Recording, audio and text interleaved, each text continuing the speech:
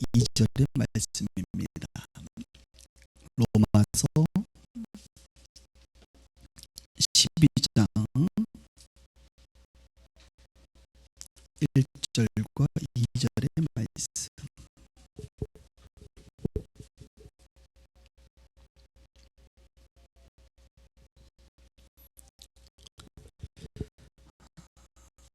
제가 읽도록 합니다. 그럼 우리 형제들아, 내가 하나님의 모든 자비하심으로 너희를 권하노니 너희 몸을 하나님이 기뻐하시는 거룩한 산제물로 드리라. 이는 너희가 드릴 영적 예배니라. 너희는 이 세대를 본받지 말고 오직 마음을 새롭게 함으로 변화를 받아 하나님의 선하시고 기뻐하시고 온전하신 뜻이 무엇인지 분별하도록 하라. 아멘. 참된 예배자로의 길이라는 제목으로 말씀을 나누도록 합니다. 우리는 지금 사복음서를 넘어 사도행전을 마치고 이제 로마서 말씀을 배우게 됩니다.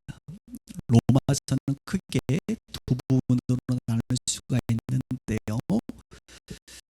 오늘 읽었던 12장 1절, 2절 앞까지를 첫 번째 부분이라고 말할 수가 있습니다.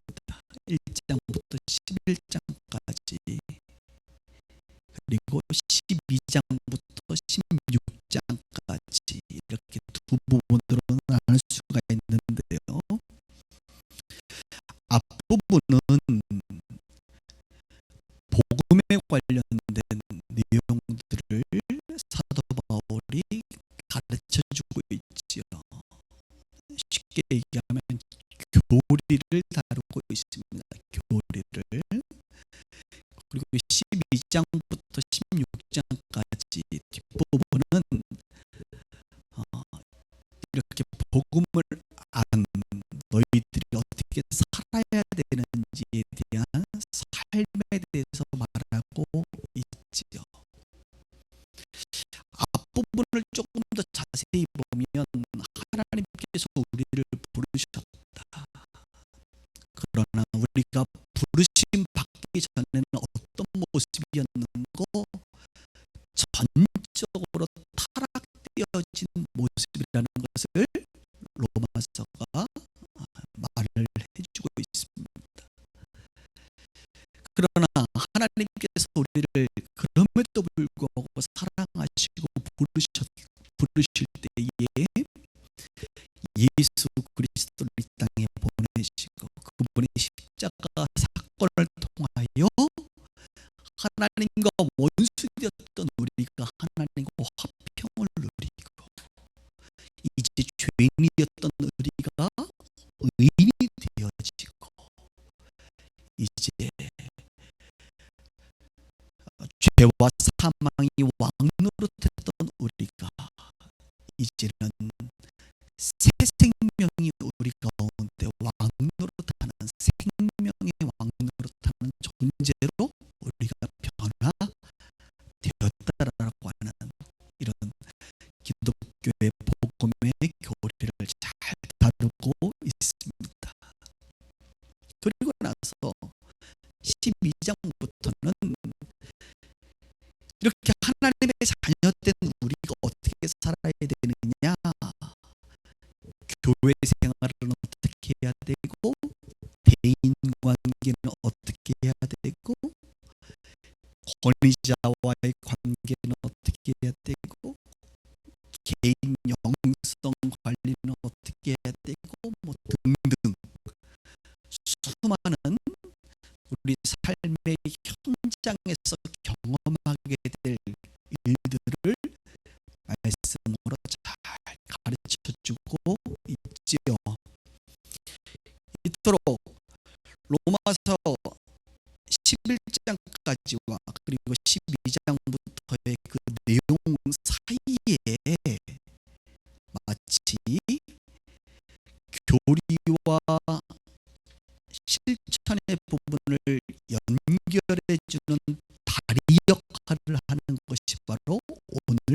본문이라고 말할 수가 있습니다.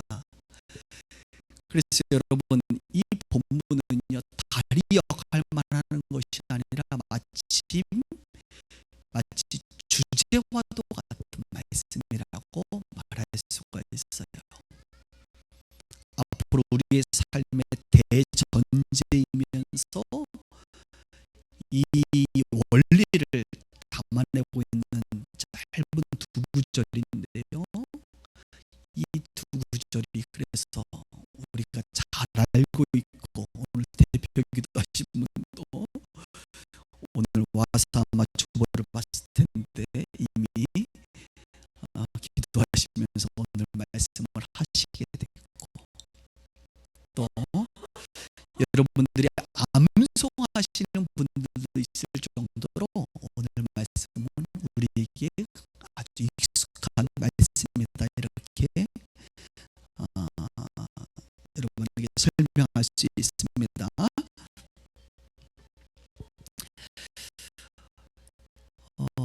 2014년도, 그러니까 작년 말고 작년에는 마가복음을 우리가 공부했고, 그 전년도에는요 무려 27번에 걸쳐서 로마서 1장부터 16장까지를 설교한 바가 있습니다. 그리고 물론 그 중간에 오늘 본문을 동일하게 설교를 했습니다. 그래서 제가 설교한 내용의 그 설교를 쭉 프린트해서 다시 한번 이렇게 쭉 보니까요,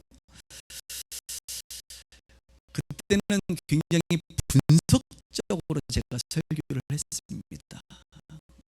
이 내용이 도대체 무엇을 말하는지를 한 단어 한 단어를 이렇게 풀어서 영어도 쓰고 원어도 쓰고 해서 설명을 했더라고요. 오늘은 지난주에 이어서 여러분 마치 경험 위주로, 간증 위주로 여러분 이 말씀들을 한번 우리가 배우는 시간을 갖도록 하겠습니다. 간증이 좋지. 할렐루야. 이제 떠날 때가 되니까 오늘부로 이제 5번 앞으로 예배드리면 여러분 이곳에 떠나셔야 되는데, 그동안 10년 동안에 있었던 교회의 사건들을 말씀과 연관되어져서 좀 같이 경험들을 나누면 좋겠다, 이런 생각을 합니다. 그래도 좀 분석을 좀 하긴 해야 될 것 같습니다. 한번 1절을 볼까요? 1절에 보니까 이렇게 시작하죠.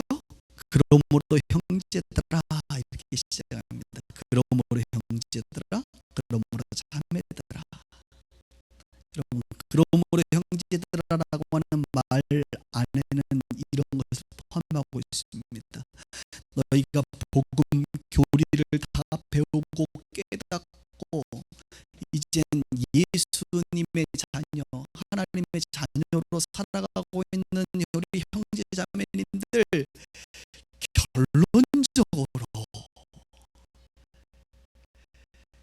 십자가의 복음을 알고 있는 여러분들이 이제 결론적으로 어떻게 살아야 되는지를 설명합니다. 이런 것을 포함하고 있어요. 그러므로 형제들아, 뭐래요?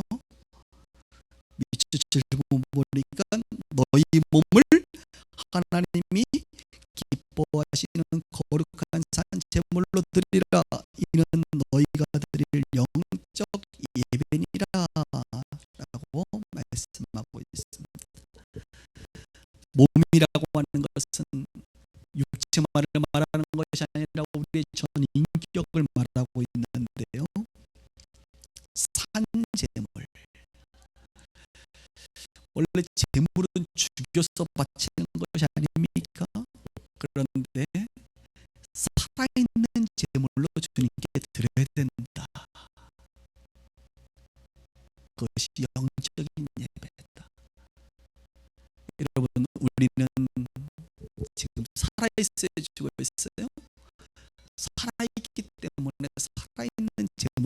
드려야 된다고 말하는 거예요. 우리가 어떻게 살았습니까? 과거에는 죄와 사망으로 죽었던 우리 영혼이었는데 예수님의 십자가 보혈의 능력으로 이제 우리는 죽은 자가 아니라 저와 여러분들은 살아있는 존재로 이 시간 살아가고 있다는 것이에요. 하나님의 자녀로 살아있는 존재로 살기 때문에 우리는 산제물로 주님께 바쳐져야 된다. 그래서 어느 분은 이렇게 설명하더라고요. 이 땅의 그리스도인들이 산제물로 자꾸 드려져야 되는데, 제단 위에 제물이 되어야 되는데 자꾸 제단에 올려놓으면 기어내려오고 올려놓으면 기어내려오고. 그래서 이 땅에 그리스도인들이 제물이 안 되고 다들 그냥 산채로 올라갔다가 다시 기어내려와서 자기 삶을 산다는 거예요. 영적 예배는 그게 아니다. 영적 예배는 산제물로 드려지는 것이다라고 설명하고 있습니다. 구약의 대표적인 인물이 누굽니까? 이삭이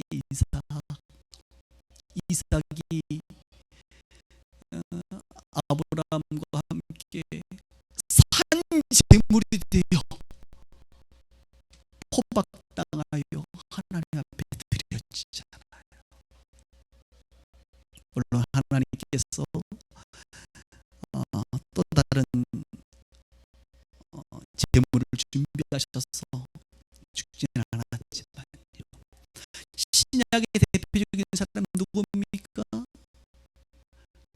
갈보리산 골고다에서 예수님께서 십자가에 산제물로 드려지잖아요. 바로 그것이 산제물로, 하나님이 근데 기뻐하시는 산제물이어야 돼. 하나님이 기뻐하는 것은 무엇이? 하나님의 뜻 가운데 있어야 됩니다. 하나님의 뜻을 우리가 행하면 하나님 기뻐하시거든요. 이삭도 하나님의 뜻 가운데, 그 말씀 가운데 산제물이 되었고, 예수님께서도 거부할 수 있었으나 하나님의 뜻을 받아들여 산제물이 기꺼이 되셨어요. 산제물로 드려진 그것이 바로 진정한 영적 예배다라고 성경은 말하고 있습니다. 그것을 조금 더 구체적으로 설명하면 2절에 설명하고 있지요. 너희는 이 세대를 본받지 말라. 그것은 곧 이 세대를 거부하는 것이고, 두 번째로는 마음을 새롭게 함으로 변화를 받아 하나님의 선하시고 기뻐하시고 온전하신 뜻이 무엇인지 분별하는 것. 결국은 하나님의 뜻이 무엇인지를 알고 그 뜻대로 분별하며 살아가는 것이구나. 이것이에요. 이게 우리가 제단 위로 올라가는 거예요. 제단 위로 올라가는 거. 세상을 거부하고, 세상의 가치관을 거부하고 하나님의 말씀을 따라 죽음의 길이라 할지라도, 십자가의 길이라 할지라도, 좁은 길이라 할지라도 그 길을, 제단 위를 기꺼이 기어 올라가는 것, 그렇게 주님의 뜻에 따라 행하는 것, 이것이 산제물로 드려지는 것이고 영적 예배다, 이렇게 말합니다. 여기 계신 분들 질문해 볼게요. 제가 요즘에 이런 질문 잘해요. 그렇게 살고 계십니까? 재단이 올라가고 계시나요? 아니면 올라갔다가도 다시 기어 내려오시고 계시나요?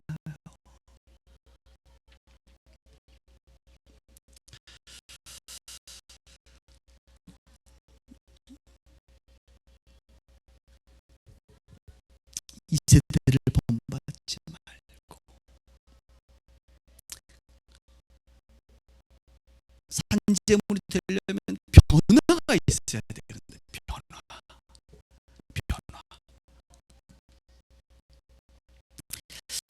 결론적으로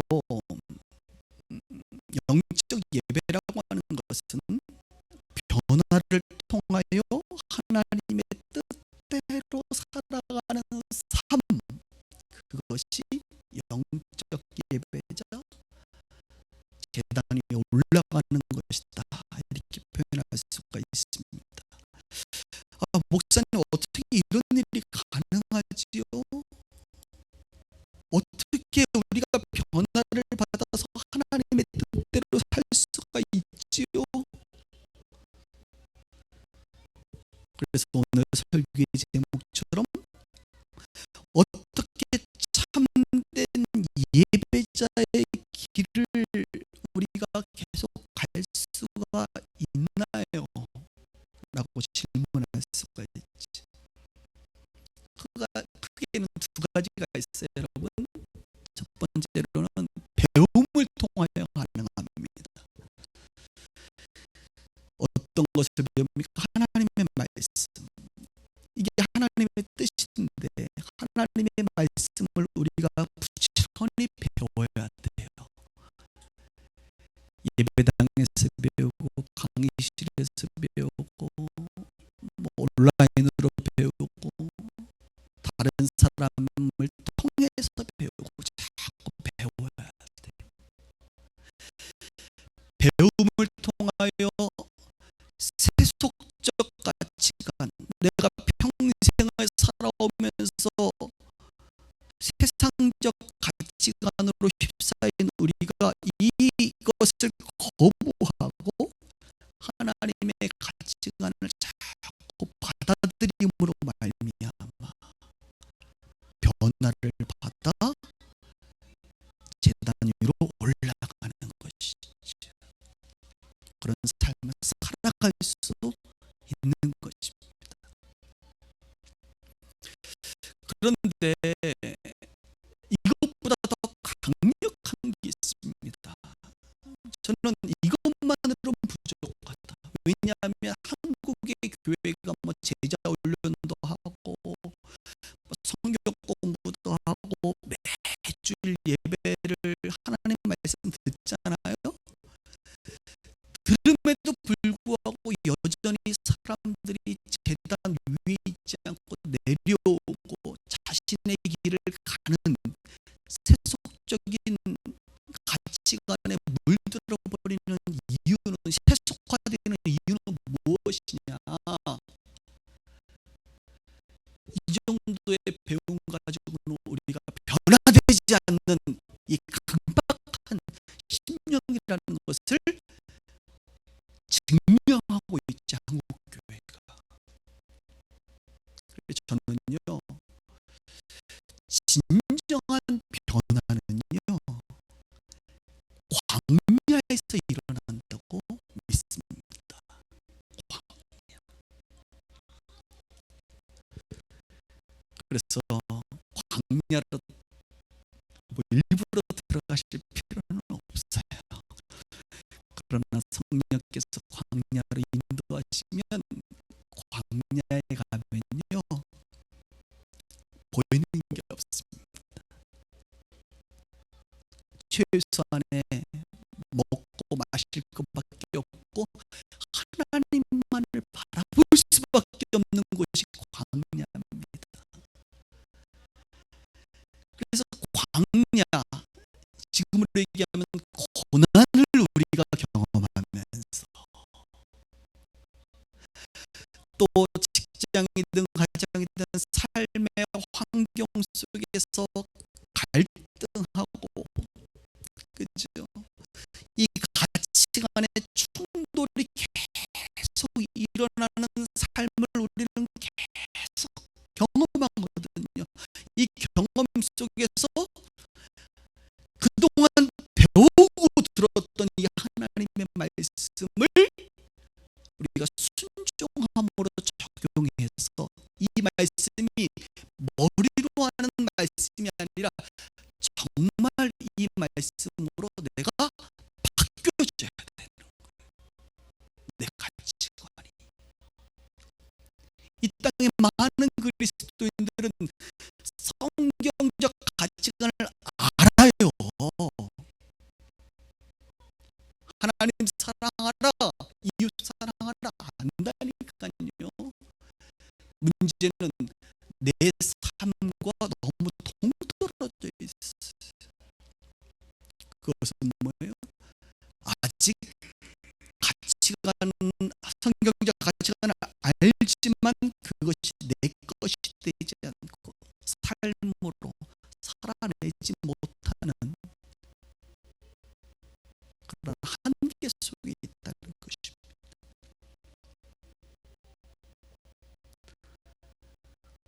그래서 우리 성도님들의 삶 가운데 고난과 광야의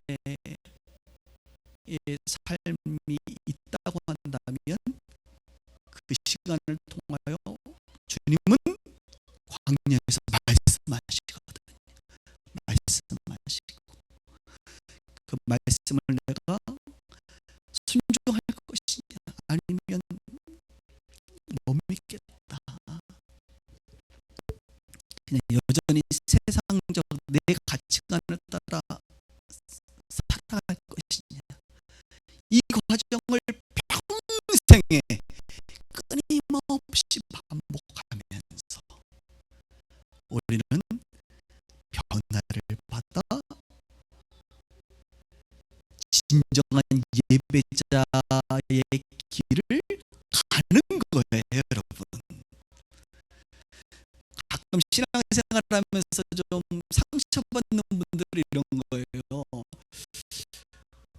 내가 거룩하지 못해, 내가 온전하지 못해, 내가 예수 그리스도의 믿음의 장성한 분량에 이르지 못해. 자꾸 최종적인 종착점을 보고 지금 나를 보면 답답하지. 그런데 여러분, 그런 게 아니에요.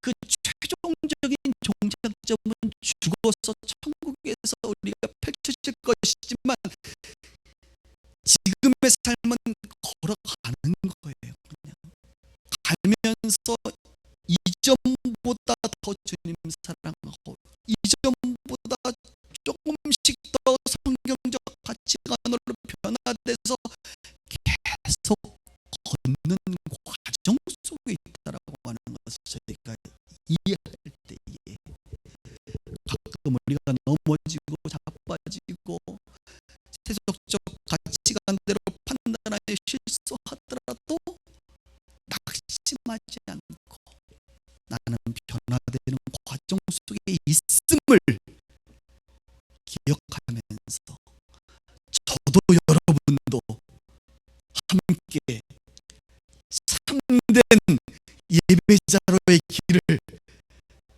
가는 거죠.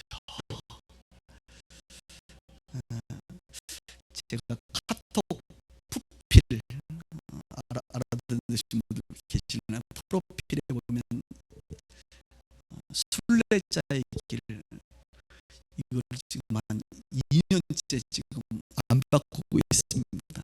첫 번째는 귀찮아서 안 바꾸고, 두 번째는 너무 좋은 것 같아서. 저와 여러분은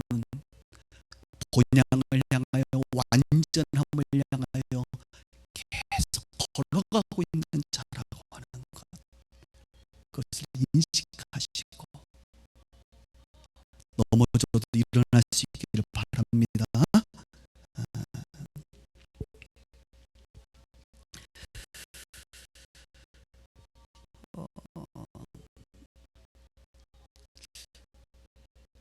이 말씀을 이 말씀 성경의 말씀 중에 참 많은 것들을 하나님 우리 가운데 바꾸라고 말하는데 알지만 바꾸지 못하는 게 많거든요. 근데 제가 목회하면서 우리 교회의 이야기입니다. 이미 뭐 들으신 분들은 한번 다시 한번 들어주시길 바라고, 들을 때마다 저도 참 감동이 있는데요. 우리 교회에서 일어났던 일들을 통해서 배우는 거예요. 우리가 생각했던 교회관이 아니라 성경에서 말하는 교회관으로 바뀌는 거거든요. 교회 이야기를 좀 같이 합니다. 여러분도 여러분 평생에 그런 경험들을 통하여 이렇게 자꾸 바뀌셔야 돼요. 한 세 가지 말할 건데, 첫 번째는 이 경험을 통해서 제가 깨닫는 것은 교회의 주인은 정말 하나님이시다라고 하는 것. 여러분 이거 다 알아요 몰라요 우리?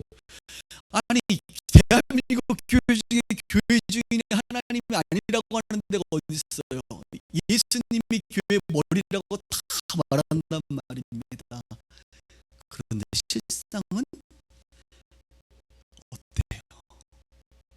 그렇지 않은 경우가 많지요. 저도 이 사건을 통해서, 이제 말할 사건을 통해서 교회 주인이 정말 하나님이시구나라는 것을 뼈저리게 느끼고 경험하고 바뀌는 것들입니다. 저희 교회에 예전에 우리 고종희 권사님 말고 사실 또 다른 우리 나이가 지긋하신 우리 여성 탈북민이 한 분 계셨습니다. 성도님이셨는데요. 저희 교회를 다니셨어요. 계속 다니셨는데 이 딸이 있고, 딸도 이제 탈북을 했죠. 여성분이시고, 이제 아들이 아니라 사위가 있는데 결혼을 했어요. 사위는 한국 분이세요. 그러니까 전형적인 남남 동력 커플인 거죠. 그분들이 두 분 다 신학 대학원을 다니고 계셨습니다. 전도사님들이세요. 그 두 분이 어느 날 저에게 오셨더라고요.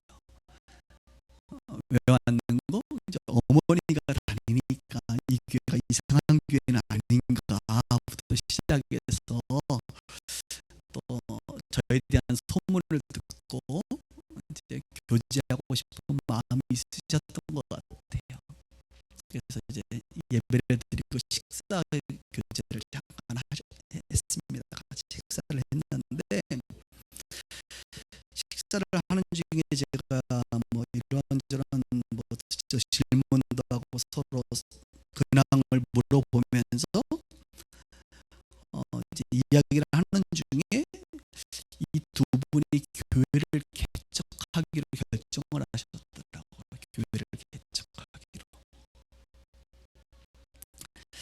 이제 교회를 개척하면 여러분 제일 힘든 것은 일단 함께하는 성도들이 없는 것도 매우 힘든 일이지만, 이분들은 적어도 가정에서 예배를 드리면서 지금 함께 하실 탈북민들이 좀 계시더라고요.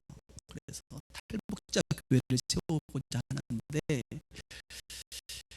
이제 공간이 없는 거예요. 여러분 예배 드리려면 공간이 좀 필요하잖아요. 집에서 하기에는 좀 한계가 있고 하니까, 그래서 예배를 드릴 만한 공간을 찾고 계셨습니다. 그러면서 이제 저희 교회를 사실은 약간 이제 보러 오신 것 같아요, 느낌이. 뭐 대놓고 얘기는 못 하겠고, 그래서 식사하면서 그러시냐고. 여러분, 제가 좀 전문 지식을 좀 알려드리면, 교회를 이렇게 좀 한 20평대라도 얻어서 세팅을 하려면 비용이 한 3천만 원 정도 들어요, 여러분. 이게.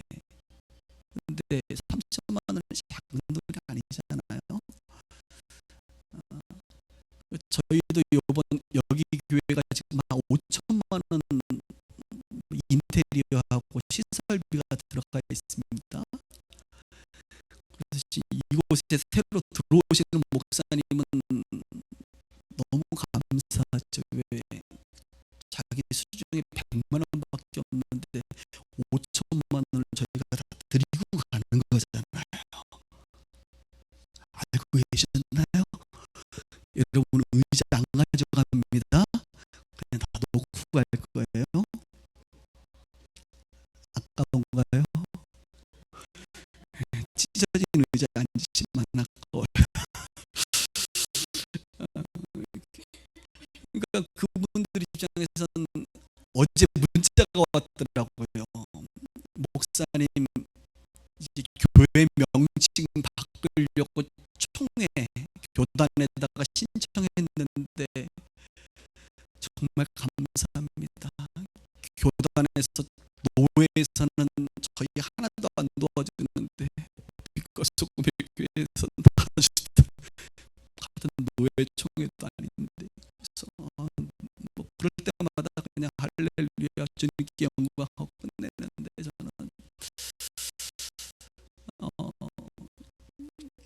그분들이 이제 교회를 세팅하기에는 뭐 경제적인 어려움이 있으니까 고민을 하고 계시는 거였습니다. 그래서 제가 듣고 나서, 이제 보내고 나서 어느 날 기도를 이제 하는데 그분들 생각이 나서 기도를 쭉 했어요. 하는 중에 주님께서 저에게 이런 감동을 주시더라고요. 지금부터 제가 하나님과 소통하는 방식에 있어서는 여러분, 저희 시비를 걸지 않기를 바랍니다. 나름대로 방식이 있으니까요. 기도를 하는데 주님이 갑자기, 장 목사, 이 교회를 좀 빌려줄 수 없겠니? 이렇게 말씀하시는 거예요. 지금 뉘앙스가 이상하지 않아요? 그래서 제가, 주님, 이 교회는 주님의 교회잖아요. 주님 건데 왜 빌려줄 수 없겠니라고 저에게 부탁을 하십니까? 라고 제가 얘기했어요. 그죠? 주님 거라며. 주님이 뭐, 장 목사 이 교회를 빌려줘라 이렇게 말씀하셔야 되는데, 빌려줄 수 없겠니라고 말씀하시더라. 내가, 주님, 이게 주님 건데 왜 그렇게 말씀하십니까? 그때 주님이 뭐라고 얘기하시냐? 다들 내가 주인이라고 말하는데 내가 뭔가 좀 빌려주고 싶고 쓰려고 하면 장로님, 목사님, 뭐 집사님들 다 싫다는 거야. 내 말을 안 듣는다. 이렇게 말씀하시더라. 그래서 제가 그날 펑펑 울었어요. 펑펑 울었어요. 그리고 이제 강단에서 이 얘기를 여러분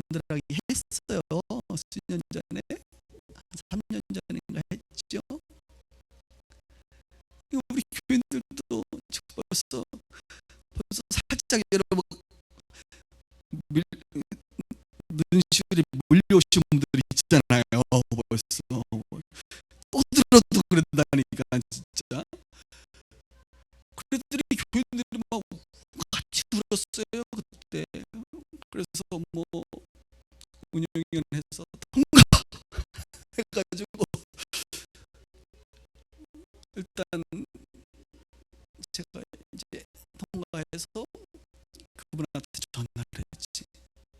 이제 그 전에 이제 결정하고 나서 전화했죠.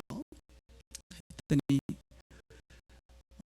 저희가 3시 반까지는 소그룹 모임을 하니까 4시부터는 쓸 수 있을 것 같습니다. 그래서 2년 동안 이곳에서 매주일 여러분 예배가 있었어요. 그래서 행복이 넘치는 교회라 그래가지고 예배 때 이거 띄고 자기네 거 걸어놓고 막 했어요. 뭐 간판을 바꿀 수는 없으니까 어쩔 수 없고 그거는.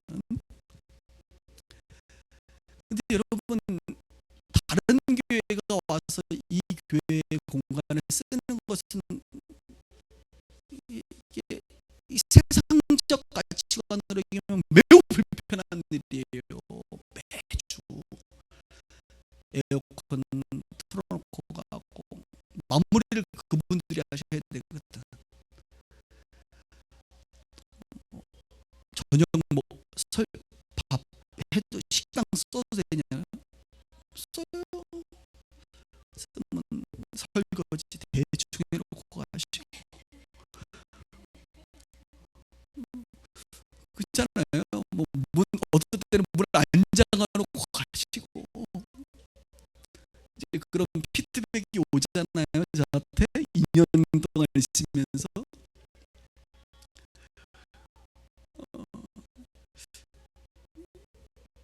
이게 쉬운 일. 그래서 남한테 빌려주는 게 쉽지 않잖아요. 좋은 일을 하고도 나중에 문제가 생기는 게 이런 일들이거든요. 그러나 우리가 이제 했습니다. 그렇게. 그리고 한 번은 하나님이 그런 얘기 하더라고요.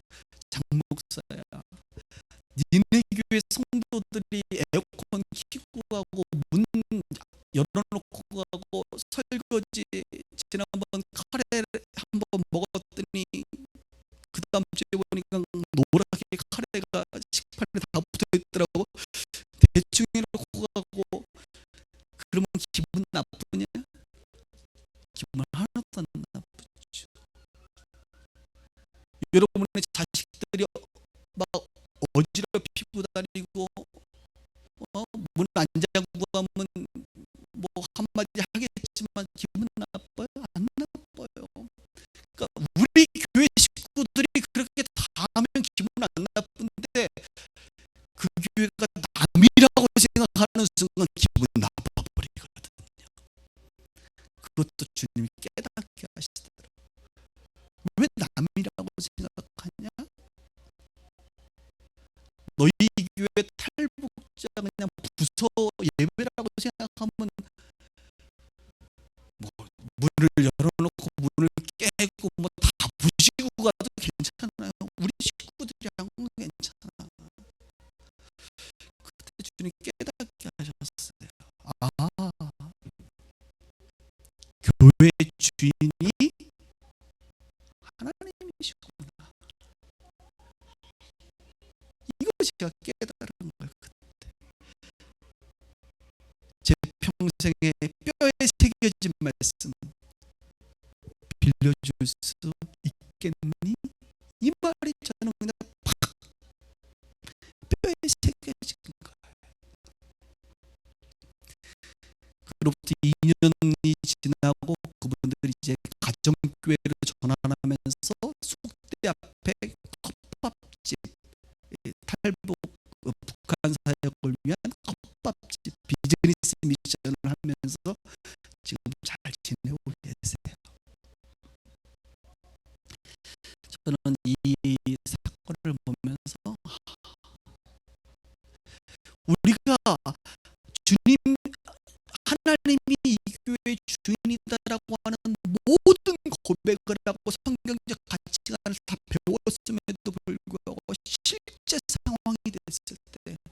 우리 그렇게 살아가고 있는가라는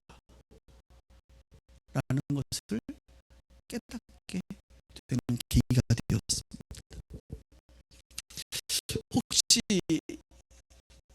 또 우리 교회를 빌려달라고 하면 그때 또 물론 기도해봐야 돼요. 주님이 그때는 빌려줄 수 있겠니 하지 않고 빌려줘라 뭐 이렇게 말씀하시겠죠. 두 번째 제가 또 하나 깨달은 것은 교회의 주인도 하나님이시지만 교회의 정책도 하나님이 만들어 가신다는 거예요. 그래서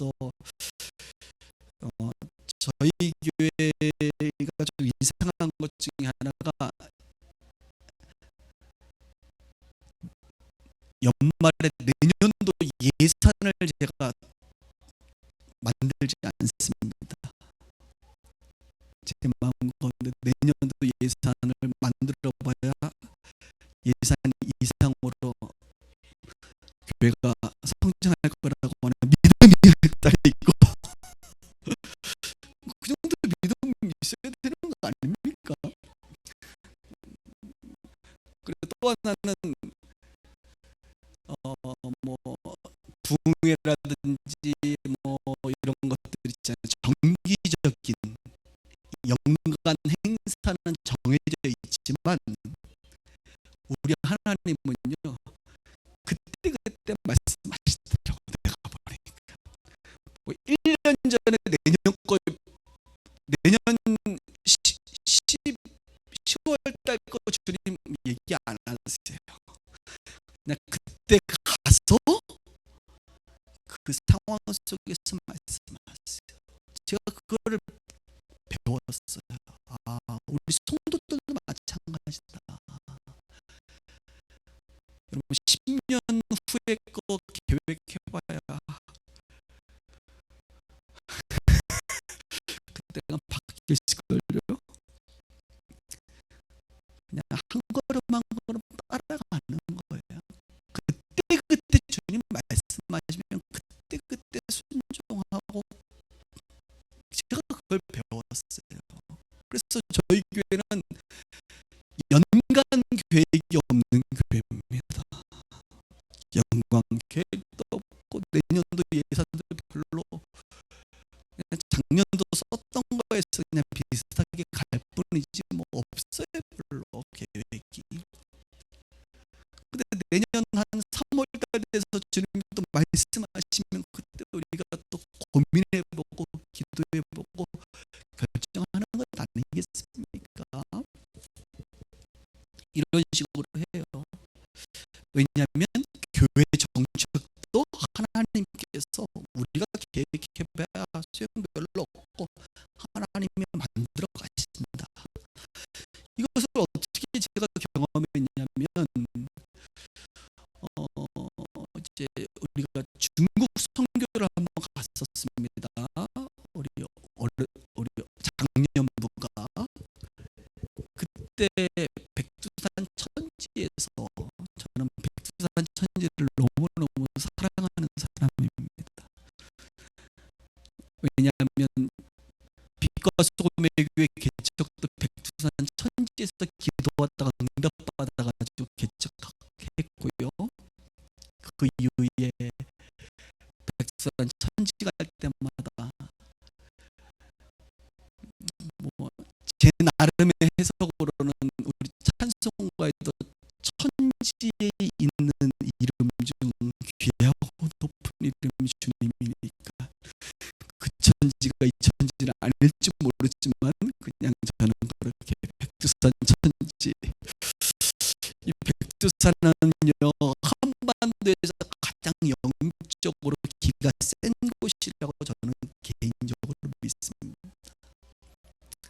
중국은 황산이 가장 세고 그래서 영적으로 센 사람들은 백두산 천지에 가면 다리가 풀려.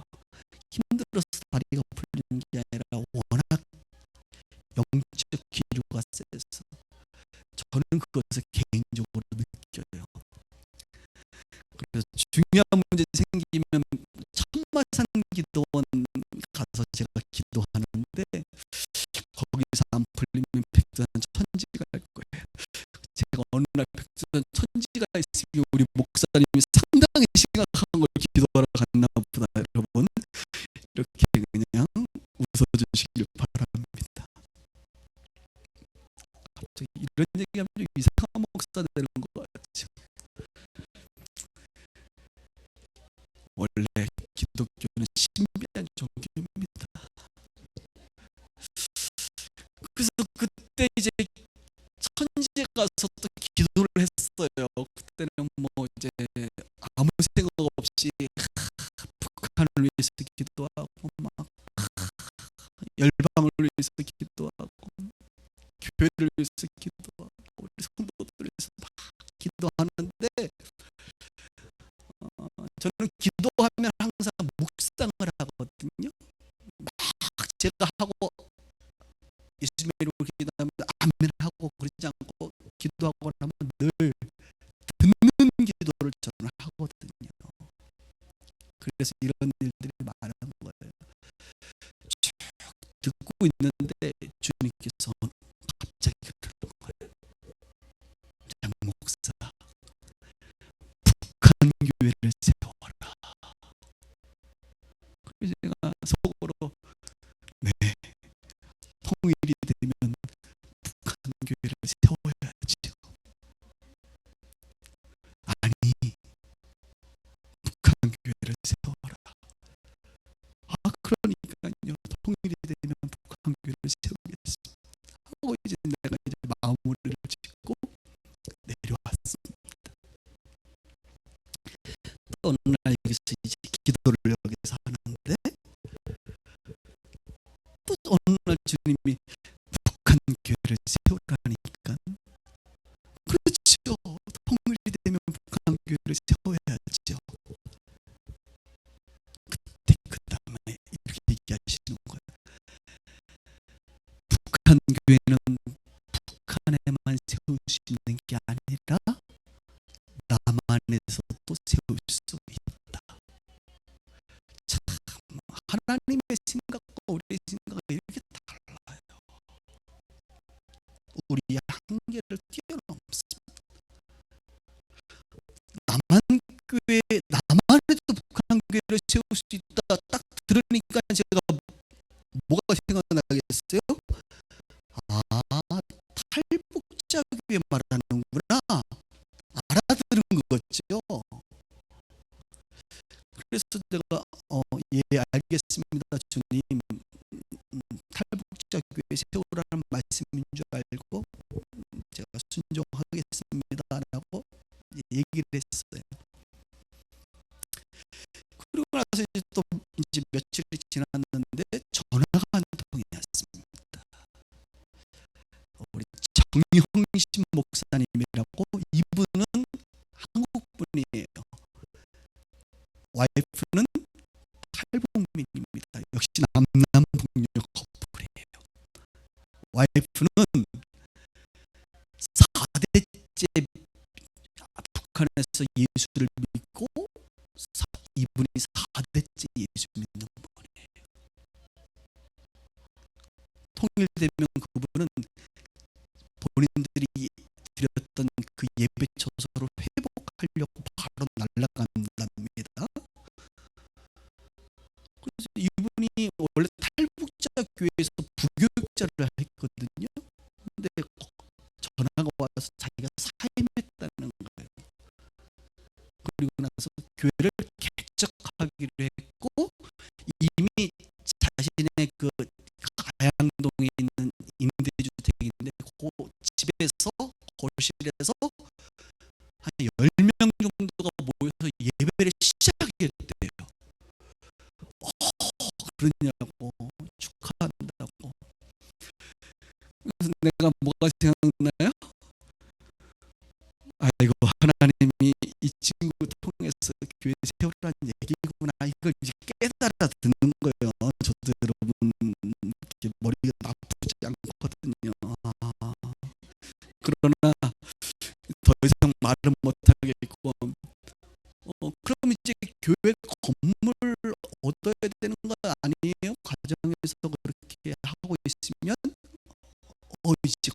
얻으려고 준비하고 있대.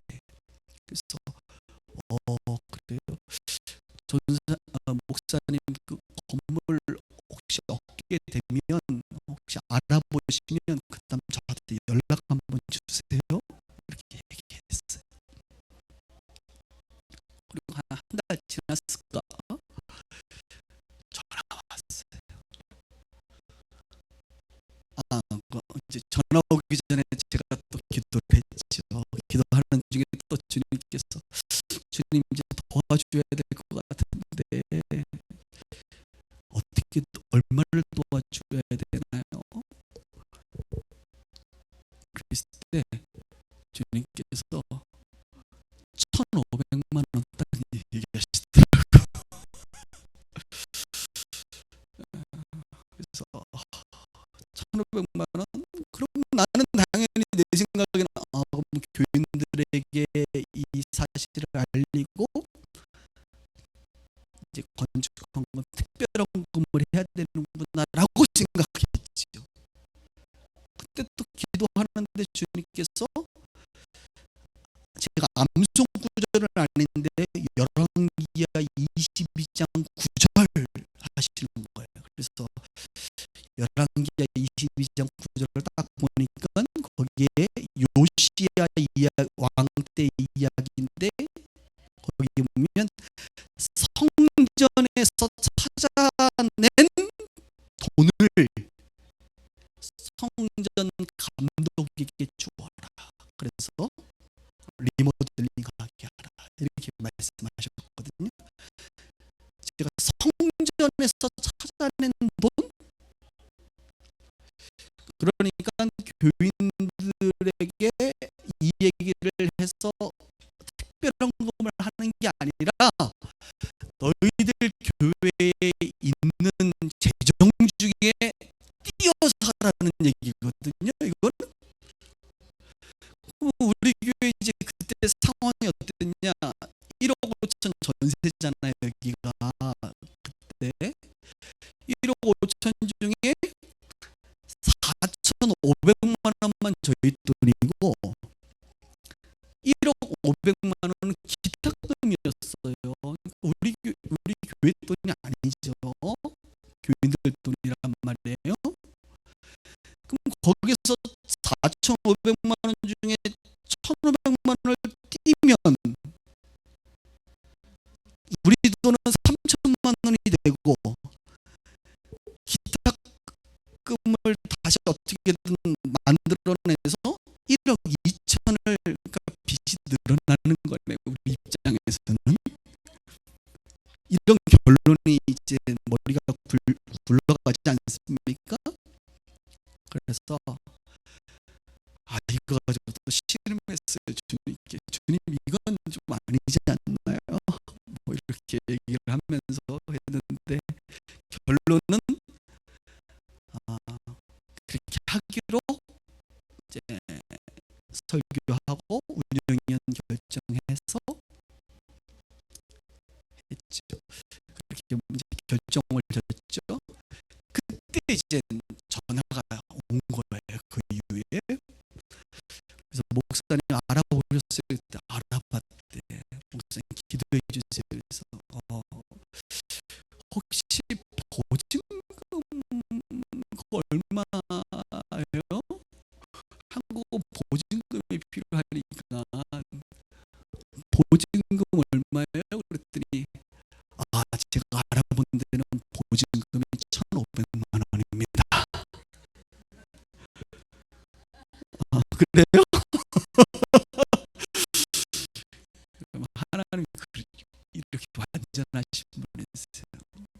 알겠습니다. 기도하고 이제 설교하고 운영위원회하고 부활절 때 예배 부활절 예배 때 그분들 교회 다 오게 해서 이제 미리 얘기했지. 이렇게 우리가 지원하겠다. 그래서 전체 교인들 한 10명 정도 하고 그 목사님 모시고 전달시켰습니다. 아마 기억하시는 분들 전달하시겠어요? 가양 그 강서구에 탈북자들이 제일 많거든요. 한국에 강서구에 그곳에 이제 한 상가에 보면 여러분 보통 아파트 뭐 상가 같은 데 가면 막 호수가 1호, 2호, 3호, 4호 있잖아요. 그 호수 중에 한 호수 한 20평도 안 되는 것 같아요. 거기를 처음 얻었어요. 뭐 1,500에 월세 60만 원. 그래서 설립 예배할 때도 제가 물론 갔지만 그리고 나서 조금 지나니까 2호를 이분 교회에서 얻더라고. 좀 지나니까 3호를 얻더라고. 지금 그 층에서 세탁소 조그만 거 하나 남겨놓고 싹 다 얻었어요. 지금 아마도 한국에서 탈북자 목회는 이분이 제일 잘할 거예요. 제가 보기에는 자꾸 이제 형제교회 얘기하는데 우리는 교회 이름이 달라서 안 된다 그랬는데 거기는 약간 특수교회라 좀 형제교회를 해야 되나 이런 생각을 좀 고민하고 있습니다만 제가 뉴코리아 교회죠. 지금 너무나도 감사하게 우리 교회를 생각하고 있고 하나님께 행하신 일들입니다. 여러분 저희가 탈북자 교회 하나 세워서 북한교회 세웠습니다. 할렐루야. 이제 북한 열리면 저는 뭐 제가 전문가가 아니니까 이분 통해서 할 거예요. 이분이 들어가실 거 아닙니까? 이 교회가 그러면 그분들 통해서 우리 하면 돼요. 통일 준비 어떻게 하느냐? 뭐 하나님이 그분 잘 준비시키고 계시니까 그분 통해서 하면 돼요. 이제 이런 일이 있었어요. 그러면서 제가 깨달은 게 교회가 어떻게 나가야 되고 어떤 일을 해야 되는지 또한 하나님이 정하시는구나. 너무 우리가 고민할 필요 없구나. 그거 깨달은 거예요. 우리는 순종하면 되는 거구나. 사랑하는 여러분, 교회의 주인은 하나님이시고 교회 정책도 하나님이 하십니다.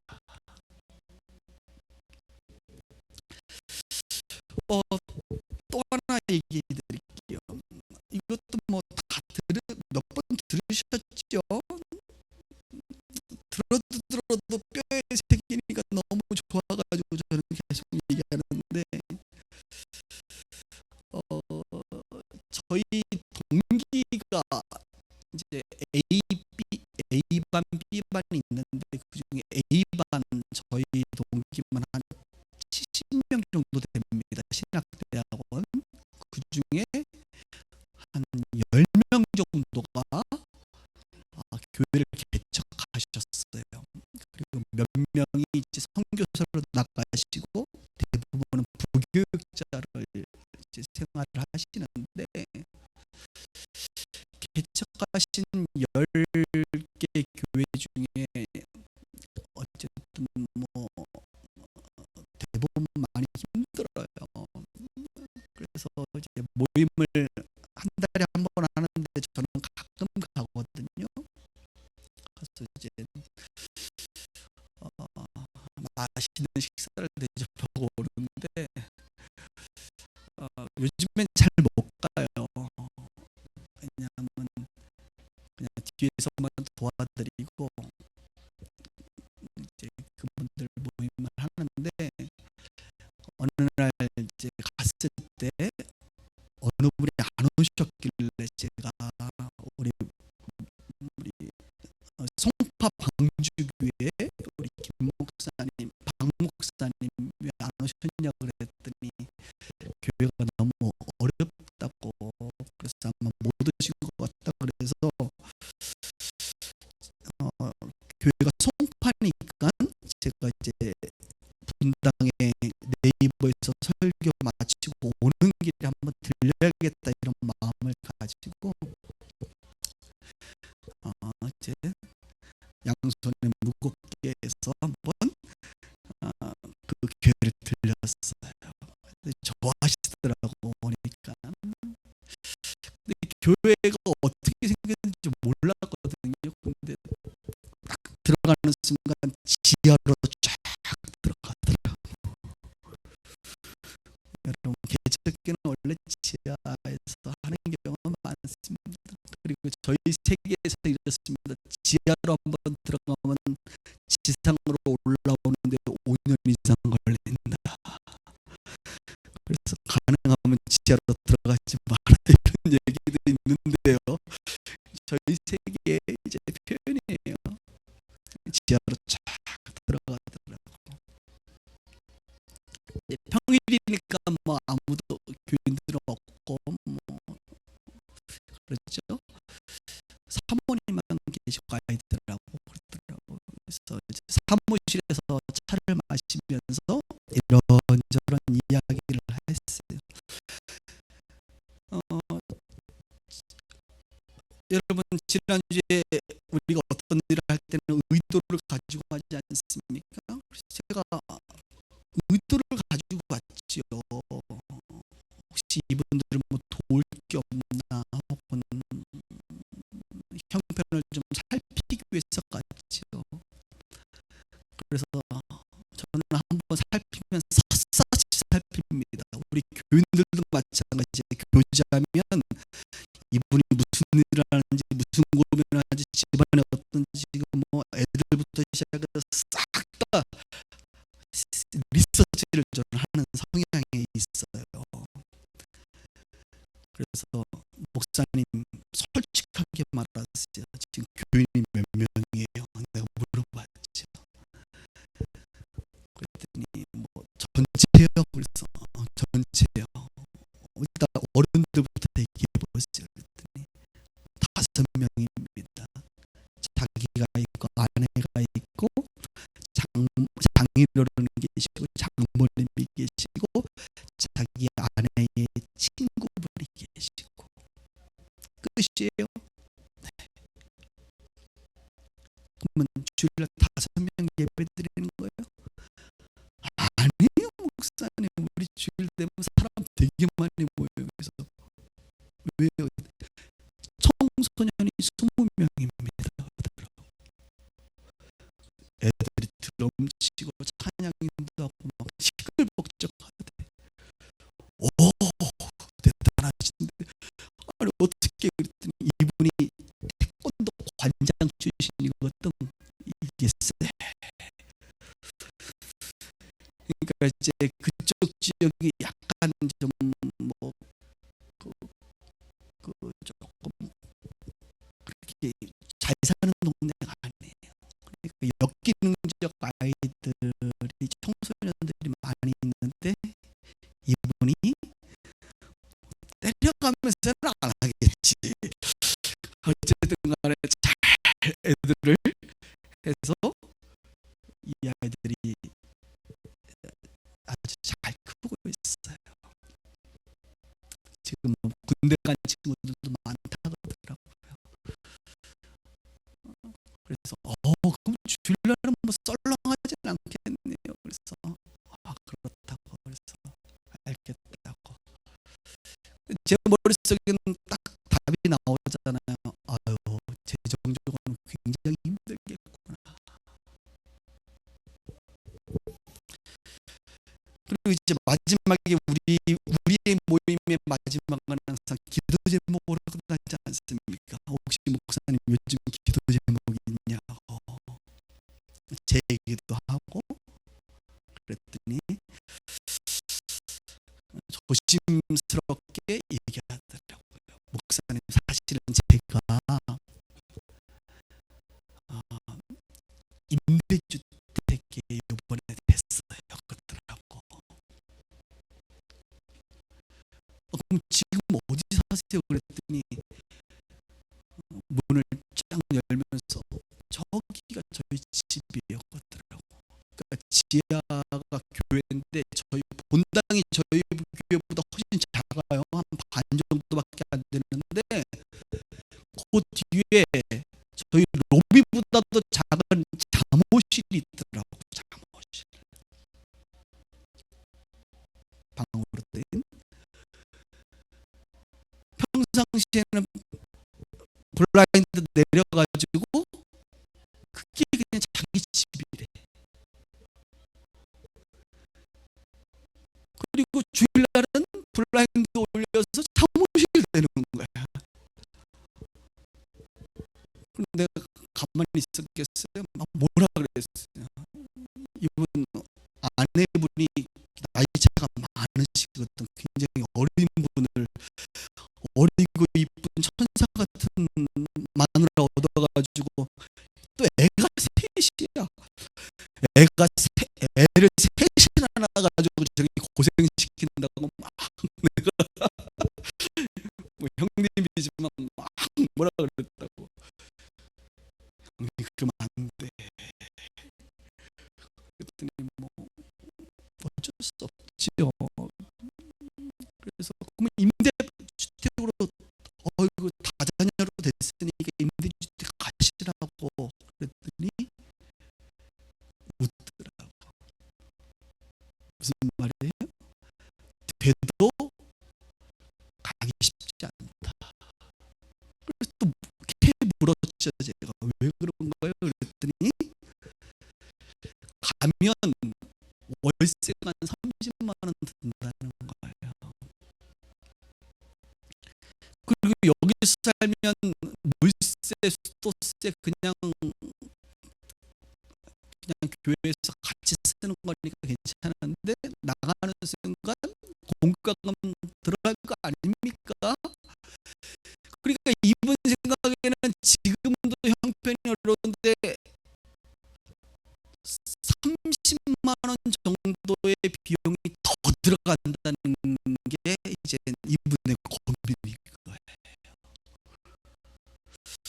그래서 내가 그래도 어떻게든 마련해서 가시라고 사모님께 그거 하면 안 된다, 그렇게 하면 안 된다고. 애 셋이나 그렇게 잠무실에서 이 지하에서 이렇게 살면 안 된다고. 교인들도 안 좋아한다고. 그러면서 내가 막 반협박을 해놨지. 또 이제는 집에 왔어요. 기도를 어느 날 하는데 주님께서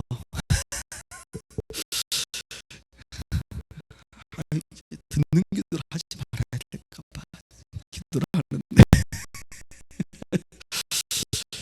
주님께서 이렇게 말씀하시더라고요.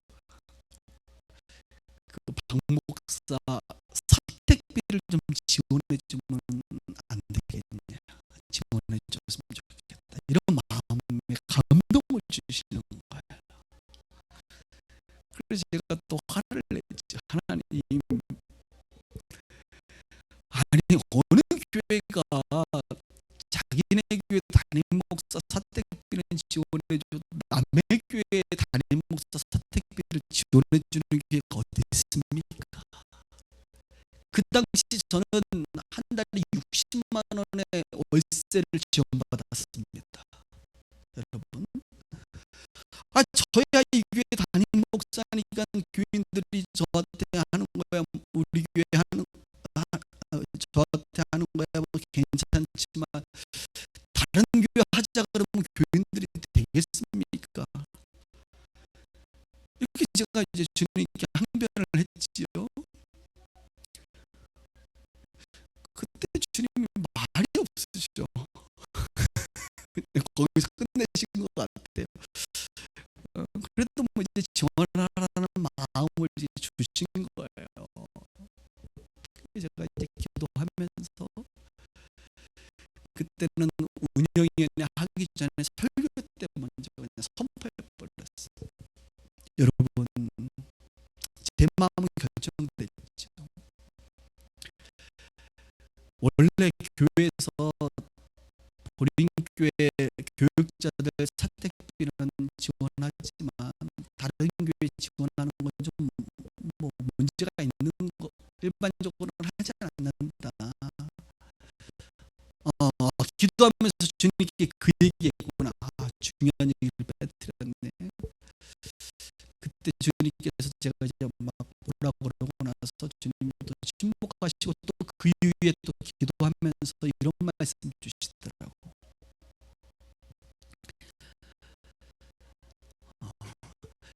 너희 교회에 들어오는 돈이 너희들만을 위해서 쓰라는 돈이 아닌 걸로 알아야 된다는 거예요. 제가 그 말 듣고 이게 무슨 말인가. 여러분, 그 목사님이 저보다 훨씬 훌륭하신 분입니다. 사실은. 그렇죠? 저는 일반 목회를 하고 그분은 특수 목회를 한다는 거예요. 특수 목회는 돈이 들어오지 않습니다. 다 돈이 나가는 사역이에요. 캠퍼스 사역, 뭐 병원 사역, 뭐 군 사역, 그죠? 탈북민 사역, 장애인 사역, 청소년 사역은 돈이 들어오지 않아요. 그 구성원들 자체가 수입이 없는, 그 수입이 많지가 않아요. 그렇잖아요. 근데 너는 지금 어떤 목회를 하느냐? 일반 목회하지 않느냐? 일반 목회는 보통 직장인들이 대부분이고 뭐 청년들도 있잖아요. 그러니까 저희 교회는 재정이 들어오는 교회고 그 교회는 돈이 나가는 교회 아니냐. 저 교회는 어떡하냐. 너희들 같은 교회가 도와줘야 되지 않느냐. 너희 교회에 들어오는 돈이 너희 교회 돈이 다 아니다. 그러니까 우리는 우리 생각에서만 멈추는데 하나님 눈에는 너희들은 첫째 아들이면 쟤는 둘째 아들인데 첫째 아들이 돈이 많으면 둘째 아들한테 줘야 되는 거 아니냐. 살아야 되는 거 아니냐. 그래서 내가 가만히 있었어요. 그러면서 또 이렇게 마음의 감동이 이런 마음이 들어요.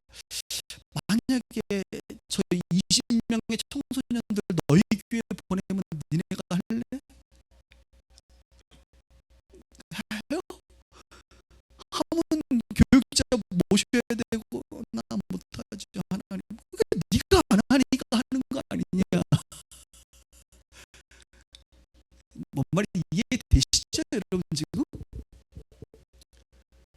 그때 제가 깨졌어요. 저희 교회에 들어오는 모든 재정이 우리만을 위해서 쓸 수 있는 돈이 아니구나. 교회의 재정도 하나님 거구나. 하나님이 쓰라 그러면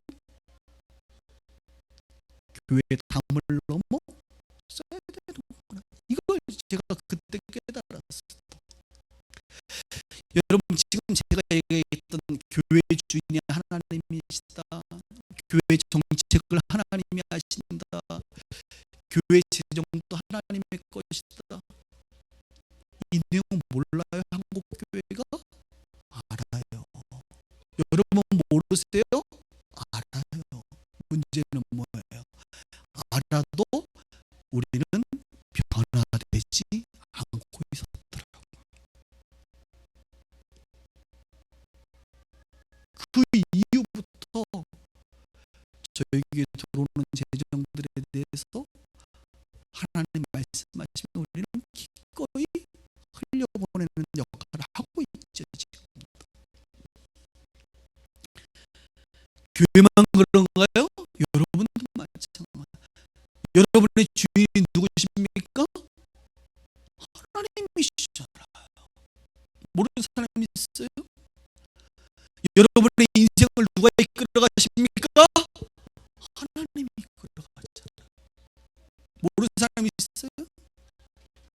여러분의 재정이 누구 겁니까? 하나님 거잖아요. 이거 무청직이라면서 우리가 다 안다니까 우리는. 근데 문제는 그렇게 살지 못해요. 왜요? 변화되지 않았으니까. 여전히 세속적 가치관에 묶여 있으니까. 저는 앞으로도 제가 신앙생활하고 우리 교회가 나아가면서 하나님께서 이런 많은 것들을 알려주실 것 같아요. 계속 배우는 거죠. 경험을 통해서. 그리고 정말로 뼈에 새기면서 우리가 그 가치관을 받아들이는 것입니다.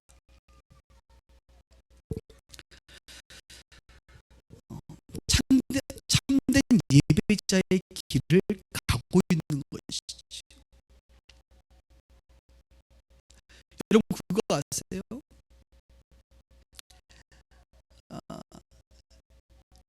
우리가 이렇게 참된 예배자의 길을 하나님이 원하시는 기뻐하시는 뜻을 따라 살면요, 하나님은 성경에 보니까 예배자를 찾으신다고 말합니다.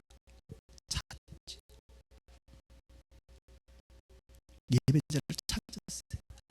지금도 하나님은 예배자를 찾으세요. 이 예배자라는 것은 우리가 주일날 모여서 예배하는 것에서만 끝나는 것이 아니라 하나님의 말씀대로 순종하며 살아가는 그 사람들 하나님이 찾는다고요. 찾아서 어떻게 할까요? 하나님의 크고 놀라운 계획을 그 사람을 통하여 이루시고,